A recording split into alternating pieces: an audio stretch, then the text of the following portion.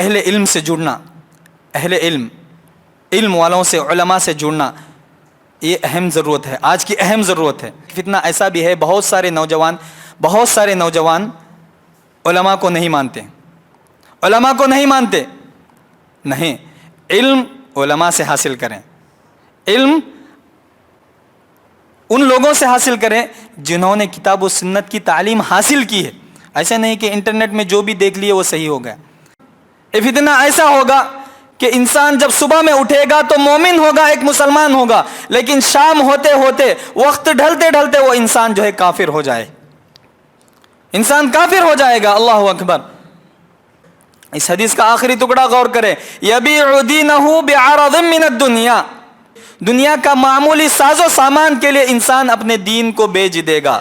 کہیں پر جو ہے نا لوگوں کو سیرت کا درس دیا جا رہا ہے، یہ دروس جو مساجد میں ہوتے ہیں اس کا اہتمام اگر، اور اس کی برکتیں الگ ہوتی ہیں، کیونکہ بندہ جب مسجد میں بیٹھتا ہے اللہ رب العالمین کی رحمت نازل ہوتی ہے، فرشتے اس کو گھیر لیتے ہیں، فرشتے، اللہ رب العالمین کے فرشتے اس کو گھیر لیتے ہیں، ایک عجیب قسم کی جو ہے روحانیت اس میں پیدا ہوتی ہے۔ وہ کہاں؟ ان دروس میں جو مساجد میں ہوا کرتے ہیں۔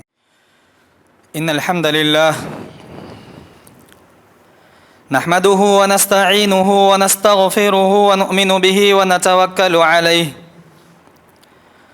ونعوذ باللہ من شرور انفسنا ومن سیئات اعمالنا من يهده الله فلا مضل له ومن يضلل فلا هادي له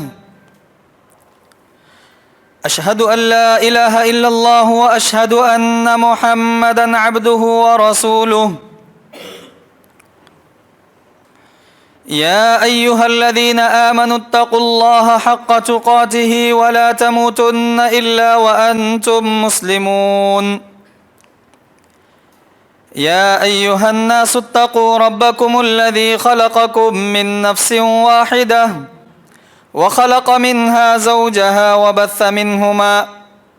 وبث منهما رجالا كثيرا ونساء واتقوا الله الذي تساءلون به والأرحام إن الله كان عليكم رقيبا يا أيها الذين آمنوا اتقوا الله وقولوا قولا سديدا يصلح لكم أعمالكم ويغفر لكم ذنوبكم ومن يطع الله ورسوله فقد فاز فوزا عظيما أما بعد فإن خير الحديث كتاب الله وخير الهدي هدي محمد صلى الله عليه وسلم وشر الأمور محدثاتها وكل محدثة بدعة وكل بدعة ضلالة وكل ضلالة في النار فأعوذ بالله من الشيطان الرجيم بسم الله الرحمن الرحيم ألف لام ميم أحسب الناس أن يتركوا أن يقولوا آمنا وهم لا يفتنون وعن أبي هريرة رضي الله عنه قال عن النبي صلى الله عليه وسلم بادروا بالأعمال فتنا كقطع الليل المظلم يصبح الرجل مؤمنا ويمسي كافرا أو يمسي مؤمنا ويصبح كافرا يبيع دينه بعرض من الدنيا رواہ مسلم۔ ہر قسم کی تعریف و توصیف، کبریائی، بڑائی، بزرگی اللہ رب العالمین کے لیے ہے، جو ہم سب کا اکیلا خالق، مالک، رازق و مدبر ہے۔ درود و سلام ہوں تمام انبیاء علیہ الصلاۃ والسلام پر، خصوصاً آخری نبی جناب محمد رسول اللہ صلی اللہ علیہ وسلم پر، جنہوں نے اللہ رب العالمین کی طرف سے नाजिल करदा हर हुक्म, हर वही, हर बात उम्मत मुस्लिमा तक खोल खोल कर बयान कर दिया। जैसा कि हदीस में आया, ख़ुद जनाब मोहम्मद रसूलुल्लाह सल्लल्लाहु अलैहि वसल्लम ने फरमाया, तरक्तुकुम अलल महज्जतिल बैदा लैलुहा कनहारिहा ला यज़ीगु अन्हा इल्ला हालिकुन। मैंने तुमको एक रोशन वाज़ेह तरीक़े पर छोड़ा है। लैलुहा कनहारिहा, जिसकी रात भी दिन के मानिंद वाज़ेह है। ऐसे वाज़ेह तौर पर अल्लाह के नबी सल्लल्लाहु अलैहि वसल्लम ने हर बात उम्मत मुस्लिमा तक पहुँचा दी। मोहतरम हाज़रीन, बुज़ुर्गों, नौजवानों, प्यारे बच्चों और पर्दा नशी ख़वातीन इस्लाम, अल्लाह रब्बुल आलमीन का बेपाया शुक्र व एहसान, उसका फ़ज़्ल व करम और उसी की अता व दैन कि अल्लाह रब्बुल आलमीन ने हमें इंसान बनाया, अशरफुल मखलूक़ात बनाया और मुसलमान बनाया, और साथ ही साथ तौहीद जैसी बड़ी दौलत से अल्लाह रब्बुल आलमीन ने हमें माला माल फरमाया। अल्लाह रब्बुल आलमीन की ये ऐसी बड़ी नेमतें हैं, एक इंसान अशरफुल मखलूक़ात, फिर एक मुसलमान, उसके साथ साथ तौहीद, ये ऐसी दौलतें अल्लाह रब्बुल आलमीन ने हमें अता की। अगर एक बंदा इन नेमतों पर गौर कर कर अल्लाह रब्बुल आलमीन की सारी ज़िंदगी उसी की इबादत करते हुए उसका शुक्र बजा लाए, तब भी इंसान का शुक्र बजा लाना, इंसान का शुक्र अदा करना वो नाक़िस होगा।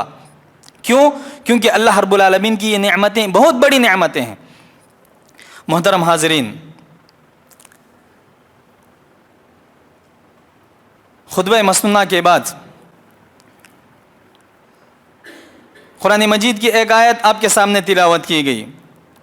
अल्लाह रब्बुल आलमीन ने फरमाया, अलिफ लाम मीम अहसिबन नास अन युतरकू अन यक़ूलू आमन्ना व हुम ला युफ्तनून। क्या लोग ये समझते हैं कि उन्होंने ईमान ला लिया, शहादतैन का इकरार कर लिया, तो क्या वो जन्नत में दाखिल हो जाएंगे? अन यक़ूलू आमन्ना वहुम ला युफ्तनून, क्या उनको आजमाया नहीं जाएगा? क्या उनको परखा नहीं जाएगा?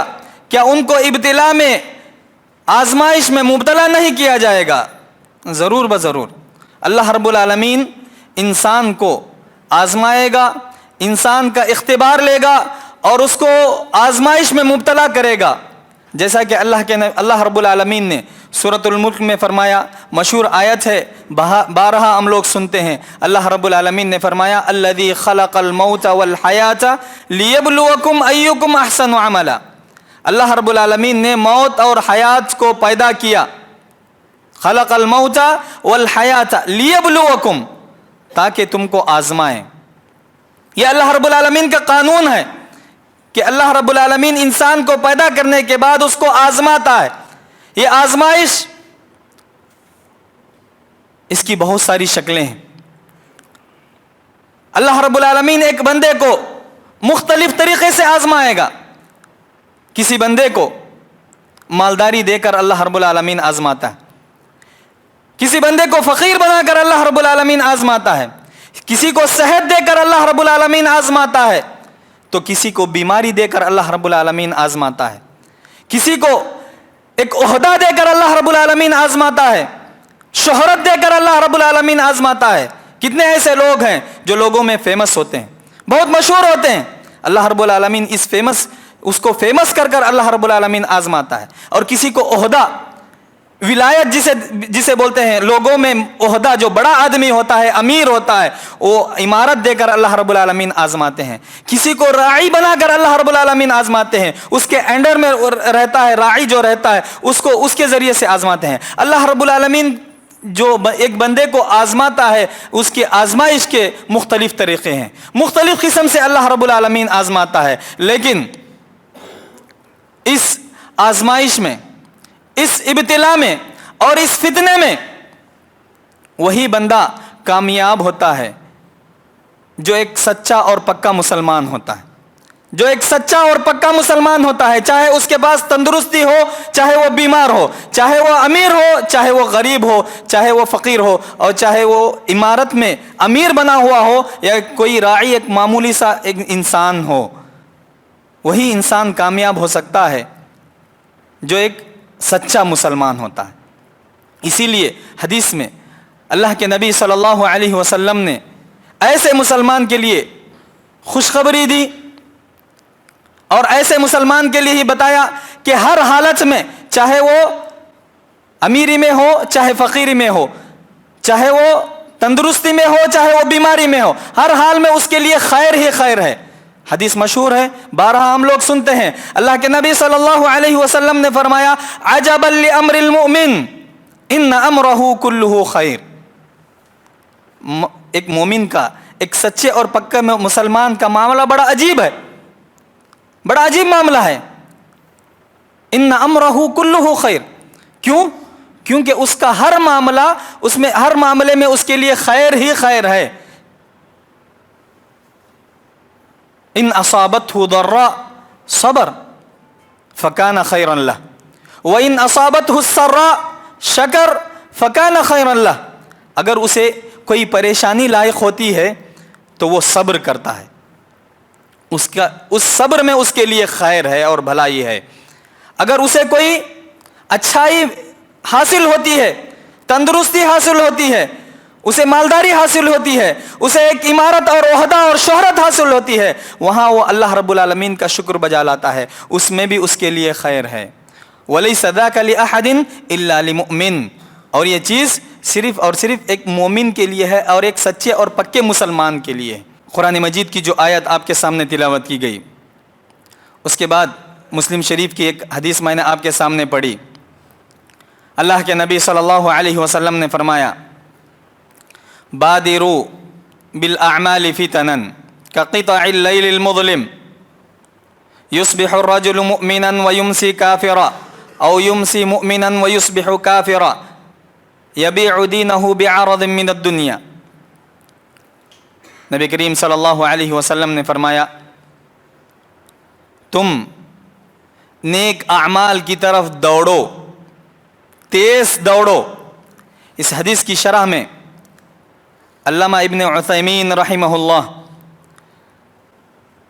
इसकी शरह करते हुए बताते हैं, बादिरू बिल अमाल ऐ अस्रिउ इलल अमाल सालिहा, कि तुम नेक अमाल की तरफ तेज दौड़ो, जल्दी करो। फितनन यानी फितने आने से पहले, आजमाइशें और फितने आने से पहले जब अल्लाह रब्बुल आलमीन आपको मौका दे तो आप नेक अमाल की तरफ दौड़ो और नेक अमाल कर लो जितना अल्लाह रब्बुल आलमीन ने आपको मौका दिया है। और फरमाया इस हदीस की शरह में इब्न उथैमीन रहिमहुल्लाह ने, वे फितने ऐसे होंगे जैसे तारीकी रात के मानिंद। तारीक रात में जैसे इंसान कुछ चीज को देख नहीं सकता, तो ऐसे ही ये फितने आएंगे। और शरह में बताया कि ये फितने दो किस्म के होंगे, फितनतुश शहवात व फितनतुश शुबहात। शरह में कहा इब्न उथैमीन रहमहुल्लाह ने कि ये फितने जो इंसान के लिए रूनुमा होंगे वो फितने दो किस्म के होंगे, एक शुबहात का फितना और एक शहवात का फितना। और कहा आगे अल्लाह के नबी सल्लल्लाहु अलैहि वसल्लम ने इस हदीस में कि एक इंसान ये फितना ऐसा होगा कि इंसान जब सुबह में उठेगा तो मोमिन होगा, एक मुसलमान होगा, लेकिन शाम होते होते, वक्त ढलते ढलते वो इंसान जो है काफिर हो जाए, इंसान काफिर हो जाएगा। अल्लाहु अकबर। ऐसा होगा कि इंसान शाम में, रात में मुसलमान होगा, एक मोमिन होगा, लेकिन सुबह होते होते वो इंसान जो है काफिर हो जाएगा। युस्बिहु रजुलु मुमिनन व युमसी काफिरा और युमसी मुमिनन व युस्बिहु काफिरा। सुबह होते होते वो इंसान जो है ना काफिर हो जाएगा। और आखिरी टुकड़ा इस हदीस के اس حدیث کا آخری ٹکڑا غور کریں، یبیع دینہ بعرض من الدنیا، دنیا کی معمولی پونجی کے لیے، دنیا کا معمولی ساز و سامان کے لیے انسان اپنے دین کو بیچ دے گا. یبیع دینہ بعرض من الدنیا، دنیا کے معمولی ساز و سامان کے لیے انسان اپنے دین کو بیچ دے گا. محترم حاضرین،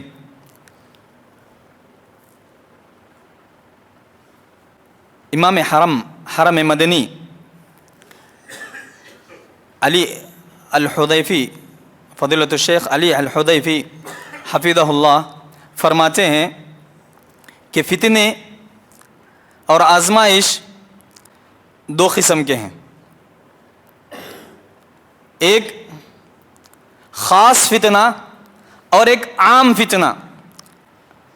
امام حرم المدنی فرماتے ہیں کہ دو قسم کے فتنے ہیں، ایک عام فتنہ اور ایک خاص فتنہ. خاص فتنہ وہ ہوتا ہے جو ایک فرد، ایک انسان کو لاحق ہوتا ہے، ایک انسان کی زندگی میں نازل ہوتا ہے، جیسے اس کے اہل و عیال کا فتنہ، اولاد کا فتنہ، مال کا فتنہ. یہی مطلب ہے جس کو اللہ رب العالمین نے قرآن مجید میں فرمایا وَاعْلَمُوا انما اموالکم و اولادکم فتنہ، تمہارا مال اور تمہاری اولاد تمہارے لیے فتنہ ہے. یہ فتنہ ایک خاص فتنہ ہے، یہ آزمائش ایک خاص آزمائش ہے جو ایک انسان کے لیے لائق ہوتی ہے، ایک انسان کے اوپر نازل ہوتی ہے. دوسرا فتنہ ایک عام فتنہ جو ایک امت کے لیے، ایک مجتمع کے لیے، ایک جماعت کے لیے لائق ہوتی ہے، ایک عام فتنہ ہوتا ہے. اگر ہم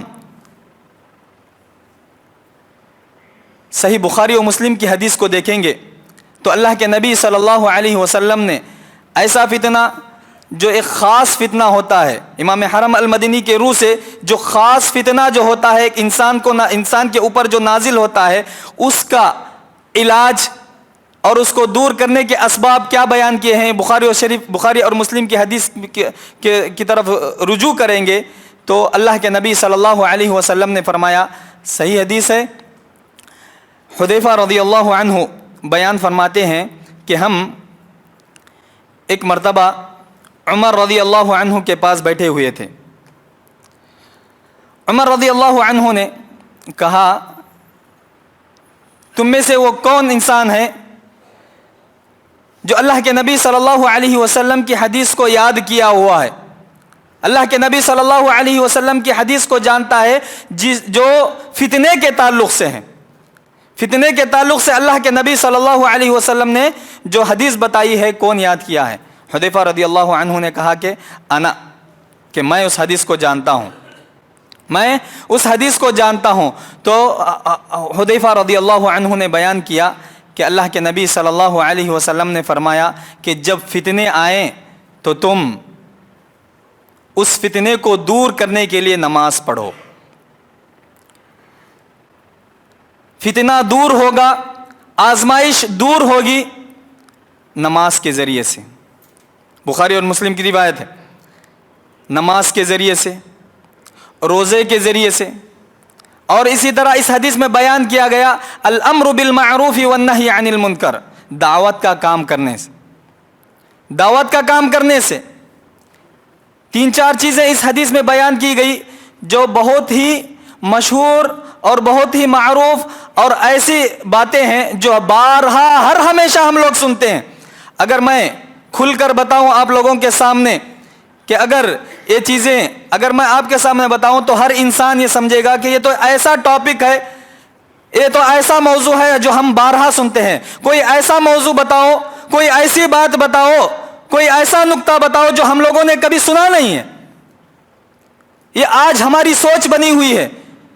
آج ہم میں کے بعض معاشرے میں نوجوان ہو یا ہر آدمی ہو، بعض لوگوں کا یہ ذہن بنا ہوا ہے کہ کوئی بھی خطیب آئے، کوئی بھی مقرر آئے تو ہم لوگوں کے سامنے ایسی باتیں بیان کرے جو کبھی ہم لوگوں نے سنا نہیں ہے.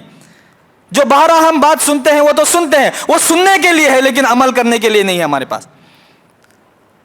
یہ جو حدیث میں بیان کیا گیا کہ فتنہ جو دور ہوگا، بلائیں جو ہم سے دور ہوگی وہ نماز کے ذریعے سے دور ہوگی. یہ تو ہم نہ معلوم ہے مولوی صاحب، یہ ہم جانتے ہیں نماز کے ذریعے سے دور ہوگا. نماز پڑھنا تو ہم جانتے ہیں، لیکن ہم لوگ نمازیں پڑھتے ہیں لیکن ہمارے درمیان میں فتنے موجود ہیں، ہمارے درمیان میں آزمائشیں موجود ہیں، ہمارے درمیان ہم جماعت کے درمیان اختلافات موجود ہیں.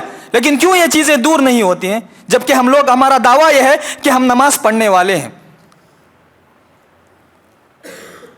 وجہ یہ ہے کہ ہماری نمازوں میں روحانیت نہیں ہے، ہماری نمازوں میں روحانیت نہیں ہے، اخلاص و للہیت نہیں ہے. ہم روزہ رکھتے ہیں، ہمارے روزے میں، ہماری عبادت میں وہ روحانیت نہیں ہے، وہ اخلاص و للہیت نہیں ہے، جس کی وجہ سے یہ فتنے اور یہ اختلافات اور یہ آزمائشیں اور یہ مصیبتیں ہم سے دور نہیں ہوتی ہیں. بخاری و مسلم کی روایت ہے، اللہ کے نبی صلی اللہ علیہ وسلم نے فرمایا کہ ان فتنوں کو تم ان کے ذریعے سے دور کرو، نماز کے ذریعے سے دور کرو، روزوں کے ذریعے سے دور کرو. نماز بھی پڑھتے ہیں، روزہ بھی رکھتے ہیں، لیکن فتنوں کو دور نہیں کر سکتے. کیا وجہ ہے؟ تو میں یہ پیغام دینا چاہتا ہوں، گرچہ کہ باتیں پرانی نہیں بلکہ یہی ایسی باتیں ہیں اور یہی ایسے پیغامات ہیں جو انسان کو دنیا اور آخرت میں کامیاب کریں گی، دنیا و آخرت میں کامیاب کریں گی. دنیا میں بھی انسان کامیاب زندگی گزار سکتا ہے اور کل قیامت کے دن آخرت میں بھی جو ہے جنت کا مستحق ہو سکتا ہے. تو ہم اپنی نمازوں میں روحانیت پیدا کریں، اخلاص و للہیت پیدا کریں. اپنی جو بھی عبادت ہے اس عبادت میں خالص اللہ رب العالمین کے لیے کریں. ابن عثیمین رحمہ اللہ نے شرح میں جو پہلی حدیث آپ کے سامنے پڑھی گئی اس حدیث کی شرح میں یہی بیان کیا، بادروا بالاعمال یعنی اسرعوا الی الاعمال الصالحہ. ان دو شرطوں کے ذریعے سے تم جو ہے نیک اعمال کی طرف آگے بڑھو، نیک اعمال کرو، چاہے وہ نماز ہو، روزہ ہو اور دوسری عبادتیں ہوں، دوسری کوئی بھی عبادت ہو، وہ دو شرطوں کے ذریعے سے تم ان نیک اعمال کیا کرو. کون سی دو شرطیں ہیں؟ سب سے پہلی شرط اخلاص، دوسری شرط متابعت، اللہ کے نبی صلی اللہ علیہ وسلم کی اتباع. آج ہم لوگوں میں خلوص کی کمی ہے، اخلاص و للہیت کی کمی ہے. ہر بندہ اپنا محاسبہ کرے، اپنے نفس میں جھانک کر دیکھے. ہر انسان، ہر مومن، ہر مسلمان اپنے آپ کا محاسبہ کرے کہ میں جو عبادت کر رہا ہوں، میں جو نیک اعمال کر رہا ہوں، چاہے وہ چھوٹی بھی عبادت کیوں نہ ہو اور بڑی سی بڑی عبادت کیوں نہ ہو، کیا میری عبادت میں کچھ کھوٹ ہے؟ کیا میری عبادت میں کچھ کمی ہے؟ کیا میری عبادت میں نقص ہے جس کی وجہ سے اللہ رب العالمین کے جو فرمودات ہیں، اللہ کے نبی صلی اللہ علیہ وسلم کی جو خوشخبریاں ہیں مجھے حاصل نہیں ہو رہی؟ ہر انسان اس معاملے میں اپنا محاسبہ کرے، اپنا حساب لے، رات میں بیٹھ کر سوچے. دن کی 5 وقت کی نمازیں میں پڑھتا ہوں، رمضان المبارک کے مہینے کے روزے میں رکھتا ہوں، اس کے علاوہ جو نفل روزے ہیں، سنت روزے ہیں، وہ روزے بھی میں رکھتا ہوں، لیکن پھر بھی میری زندگی میں اس طرح کے فتنے ہیں، میری زندگی میں اس طرح کی آزمائشیں ہیں، میری زندگی میں اس طرح کی مصیبتیں ہیں. آخر کیوں؟ آخر اس کی وجہ کیا ہے؟ خود بندہ جو ہے اپنا محاسبہ کر سوچے. محترم حاضرین، جو دوسرے قسم کے فتنے جس کی طرف اشارہ امام حرم المدنی حفظہ اللہ نے کیا، وہ ہیں عام فتنے. وہ فتنے جو انسان کو، جو ایک جماعت کو اور اسی طرح ایک امت کو لاحق ہوتے ہیں. آج ہم امت مسلمہ پر غور کریں گے، آج معاشرے پر غور کریں گے تو بہت قسم کے فتنے جو ہے ہمارے درمیان موجود ہیں. میں مختصر طور پر آپ کے سامنے بتاؤں.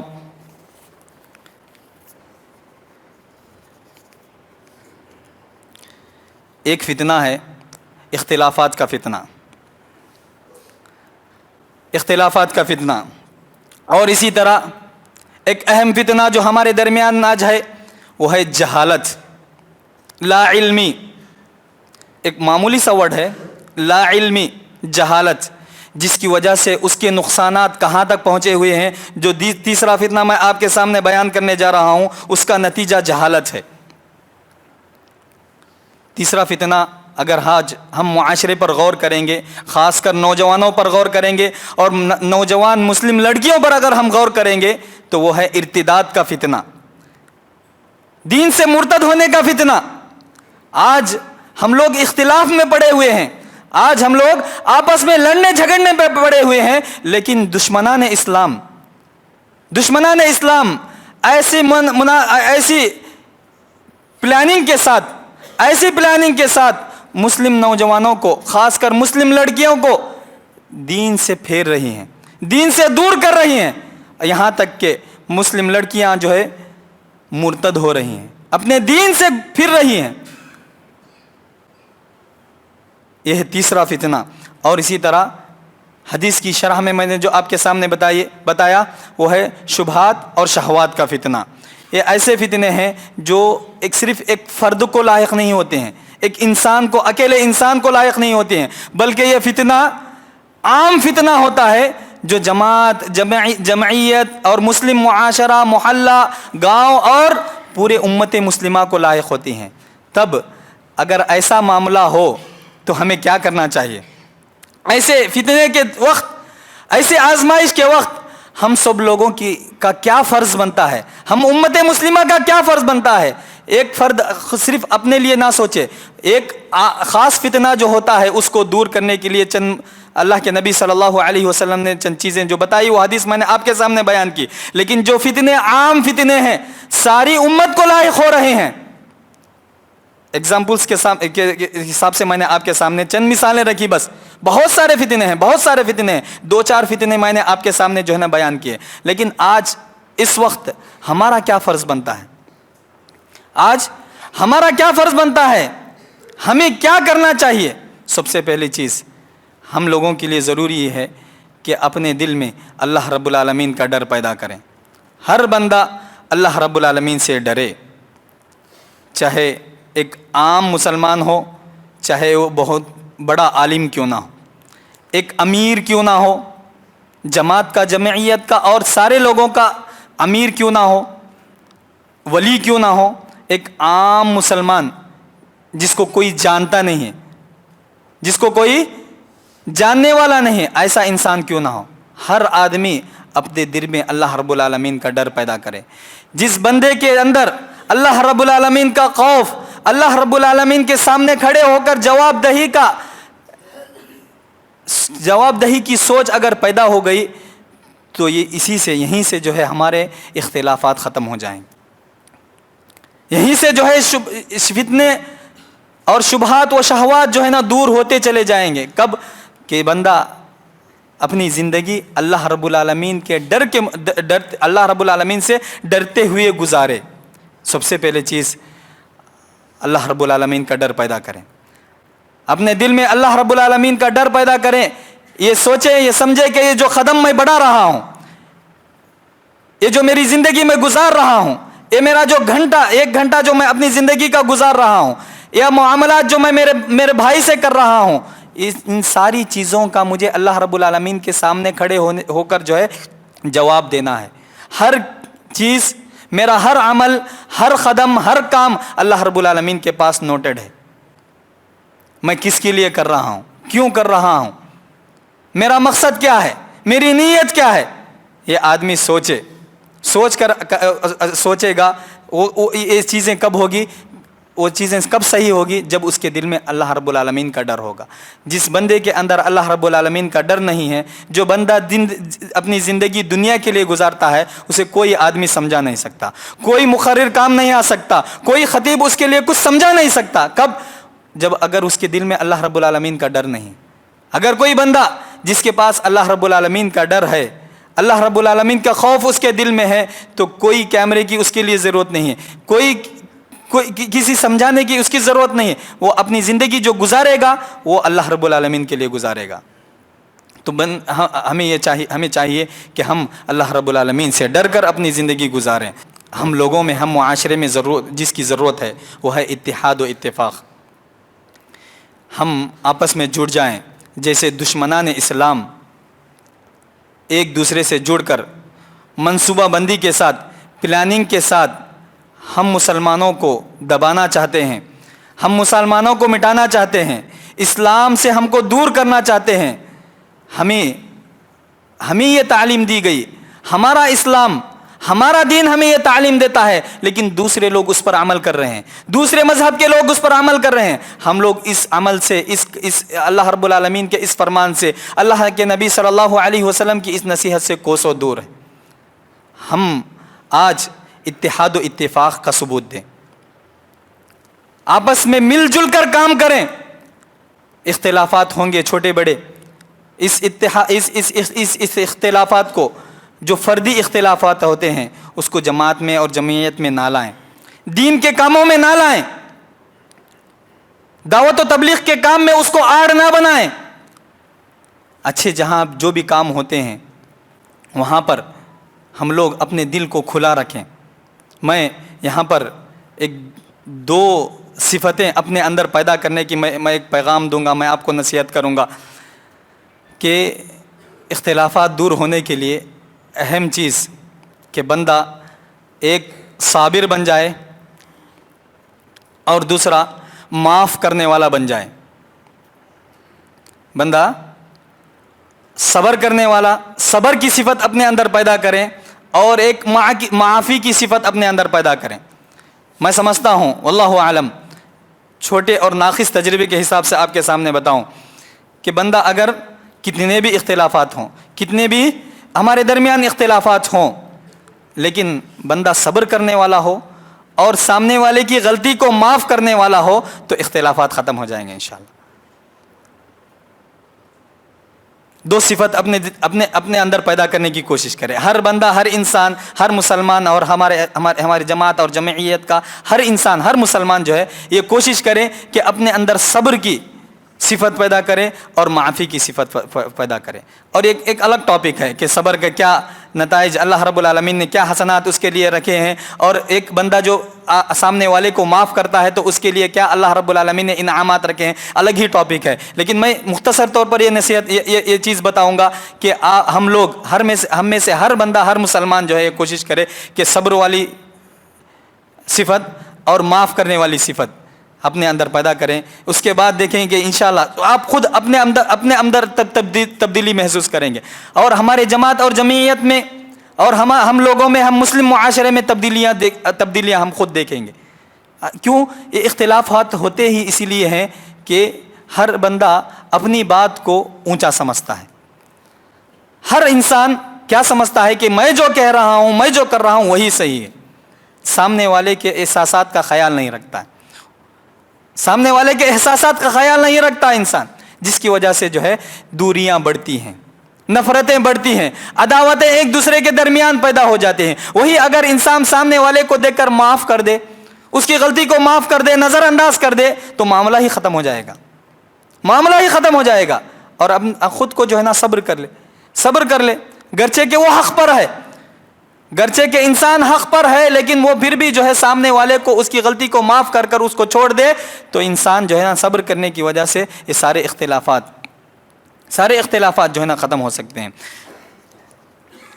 اور ایک چیز میں یہاں بتاؤں، آج ہم مسلم معاشرے میں جس کی ضرورت ہے وہ ہے التعلیم والتعلم، سیکھنا اور سکھانا. علم کی ضرورت ہے، علم کی بہت ضرورت ہے. ہم دیکھیں گے اگر ہم میں سے بعض لوگ یہ دعویٰ بھی کریں گے کہ ہمارے پاس بہت سارے ادارے ہیں، بہت سارے مدرسے ہیں، بہت سارے اسکولز اور کالجز ہیں. ادارے، مدرسے، اسکولز اور کالجز بنانے سے مسائل حل نہیں ہوں گے. میں اس کا اعتراض نہیں کر رہا ہوں کہ بنانا نہیں ہے، بلکہ بہت اشد ضرورت ہے، بنانے کی ضرورت ہے. مدارس بنائیں، مدارس کھولیں، کالجز اور اسکولز کھولیں جو جس میں جو ہے دینی تعلیم ہو، اسلام کی تعلیم دی جائے. لیکن وہاں پر بھی ضرورت کس بات کی ہے؟ اخلاص و للہیت کی. اخلاص و للہیت کی ضرورت ہے. تعلیم جو دینے والا ہے، مینجمنٹ جو ہے، مدرس جو ہے، اور پڑھنے والے اور پیرنٹ جو ہے، سب کے اندر اخلاص ہونا چاہیے. اگر اخلاص کی کمی ہو تو جیسے ہم کہتے ہیں کہ گاڑی پٹری پر چلے گی لیکن اس کا جو حاصل، جس کا جو مغز اور جو مقصد جس کی وجہ سے ہم حاصل کرتے ہیں وہ حاصل نہیں ہوگا. تو تعلیم و تعلم اشد ضرورت ہے آج ہم مسلم معاشرے میں، اور خاص کر نساء لیڈیز اور عورتوں کے تعلق سے. میں ناقص تجربے سے یہاں ایک چیز اپنی ایک گزارش رکھوں گا کہ جو مساجد ہیں، مساجد میں دروس کا اہتمام کیا جائے. مساجد میں مدارس ہیں، مکاتب ہیں، اسکول اور کالجز ہیں الحمدللہ، لیکن ساتھ ہی ساتھ مساجد، مدرسہ جو ہے، مسجد جو ہے نا، ایک پہلا مدرسہ ہونا چاہیے. اس میں دروس کا اہتمام کیا جائے مستقل طور پر. ایسا نہیں کہ ہفتہ واری یا ہفتے میں ایک مرتبہ درس، یہ تو الحمدللہ یہ تو ہوتے آ رہے ہیں ہمارے مساجد میں، لیکن یہ اہتمام کیا جائے کہ ہر دن کچھ نہ کچھ درس ہو. نوجوانوں کی ٹیم تیار کی جائے، نوجوانوں کو جمع کیا جائے، ان کو حق کی تعلیم دی جائے، ایمان کیا ہے، عقیدہ کیا ہے، ان کو بتایا جائے.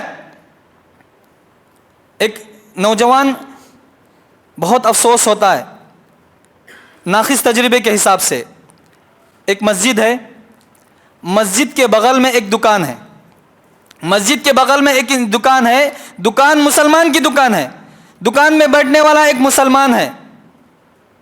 ایک مرتبہ میں نے اس سے پوچھا سورہ فاتحہ کا ٹرانسلیشن، اس کا ترجمہ. وہ سورہ فاتحہ نہیں پڑھ سکا. کون؟ جو مسجد کے بغل، جس کی دکان مسجد کے بغل ہے. کتنے افسوس کی بات ہے، کتنے افسوس کی بات ہے کہ آج ہم لوگوں میں تعلم اور علم کی کمی ہے. یہاں ذمہ داری مساجد کے ذمہ داروں کی ہے. مساجد جو مدرسہ چلانے والے ہیں، مکاتب چلانے والے ہیں الحمدللہ، لیکن مسجدوں میں ہم اگر اللہ کے نبی صلی اللہ علیہ وسلم کا دور، اسلاف صحابہ کرام اور اسلاف رضی اللہ علیہم اجمعین کا دور، اور آج کا دور بھی اگر ہم دیکھیں گے، اس کی طرف رجوع کریں گے، تو جتنے بھی کام ہوتے تھے، جتنی بھی ترقی ہوتی تھی، سب مساجد کے ذریعے سے ہوتی تھی. کیوں؟ کیونکہ اس میں دروس کا اہتمام ہوا کرتا تھا. آج بھی ہم سعودی عرب چلے جائیں گے تو کتنی بڑی بڑی یونیورسٹیاں ہیں.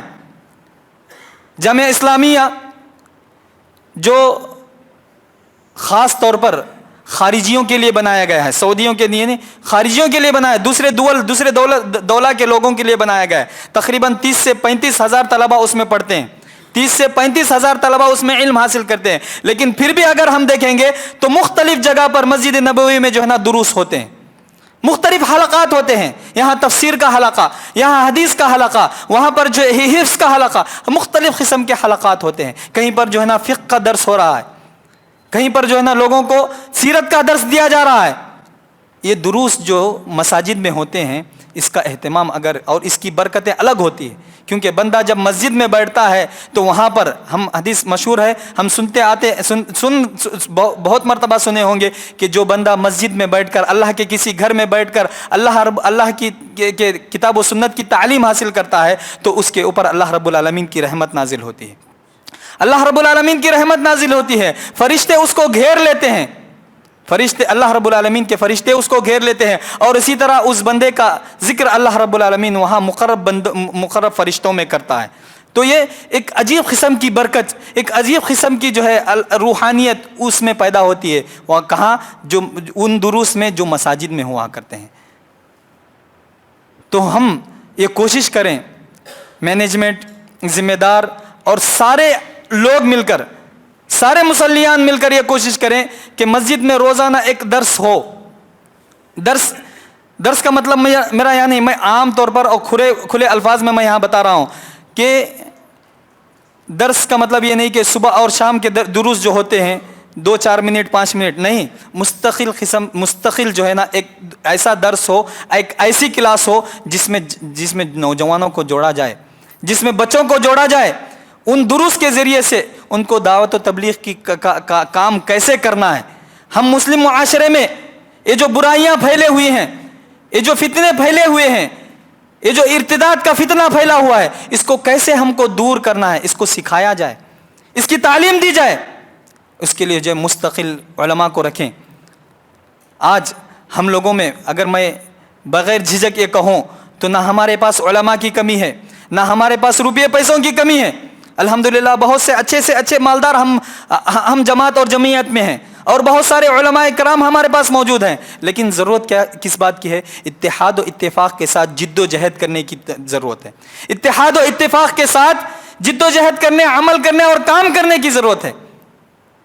تو ہم لوگ کوشش یہ کریں کہ ہمارے اختلافات کو دور کرتے ہوئے تعلیم کو کیسے عام کریں, کیسے لوگوں کو جوڑیں, اس کی کوشش کریں. اور اسی طرح اہل علم سے جڑنا, علم والوں سے, علماء سے جڑنا, یہ اہم ضرورت ہے, آج کی اہم ضرورت ہے. کیونکہ فتنوں میں جہاں بہت سارے فتنے ہیں, ایک فتنہ ایسا بھی ہے بہت سارے نوجوان علماء کو نہیں مانتے. انٹرنیٹ, یوٹیوب اور فیس بک, ان چیزوں سے علم حاصل کرتے ہیں. نتیجہ یہ ہوتا ہے کہ وہ صحیح ٹریک پر آنے کے بجائے جو ہے نا بہک جاتے ہیں, گمراہ ہو جاتے ہیں. نہیں, علم علماء سے حاصل کریں, علم ان لوگوں سے حاصل کریں جنہوں نے کتاب و سنت کی تعلیم حاصل کی ہے. ایسے نہیں کہ انٹرنیٹ میں جو بھی دیکھ لیے وہ صحیح ہو گیا. آج انٹرنیٹ میں اچھی چیزیں بھی بھری ہوئی ہیں, بری چیز بھی بھری ہوئی ہے. یوٹیوب پر ایسے بھی لوگ موجود ہیں جو صحیح راستے کی طرف آپ کی رہنمائی کرتے ہیں, لیکن ایسے بھی لوگ موجود ہیں جو صحیح راستے کو دکھا کر دوسرے راستے پر جو غلط اور شیطانی راستہ ہے اس پر آپ کو چلائیں گے. ایسے لوگ بھی موجود ہیں. دونوں میں فرق وہی انسان کر سکتا ہے جو کتاب و سنت کا اس کے پاس علم ہے. جس کے پاس کتاب و سنت کا علم نہیں ہے وہ دونوں میں تفریق نہیں کر سکتا. اسی لیے ضرورت اس بات کی ہے کہ ہم علم حاصل کریں, علماء سے حاصل کریں. اور آخر چیز میں بتا کر اپنی بات کو ختم کروں انشاءاللہ, کہ اپنا جو امیر ہوتا ہے, جو بڑا ہوتا ہے, جو ولی ہوتا ہے, اس کی اطاعت کریں.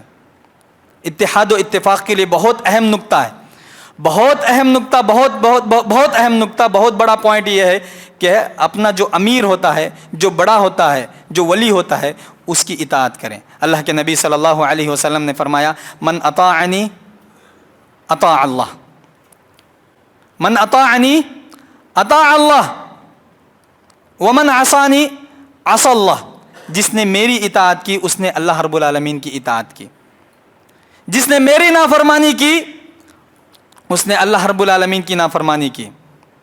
اسی حدیث میں اللہ کے نبی صلی اللہ علیہ وسلم نے فرمایا, جس نے امیر کی اطاعت کی اس نے میری اطاعت کی, اور جس نے امیر کی مخالفت کی اس نے میری مخالفت کی. تو ایک امیر, ایک ذمہ دار, ایک جو بڑا ہوتا ہے اس کی اطاعت ضروری ہے, خاص طور پر اتحاد و اتفاق کے لیے تو بہت ضروری ہے. یہ تو قرآن و حدیث کا حکم ہے, اس پر عمل کرنا ضروری ہے. لیکن ہمارے پاس اتحاد و اتفاق کی جب ضرورت ہو, اشد ضرورت ہو, تو اس وقت ہر بندہ, ہر انسان جو ہے, جو اپنا امیر ہوتا ہے, جو اپنا ولی ہوتا ہے, اس کی اطاعت کرے.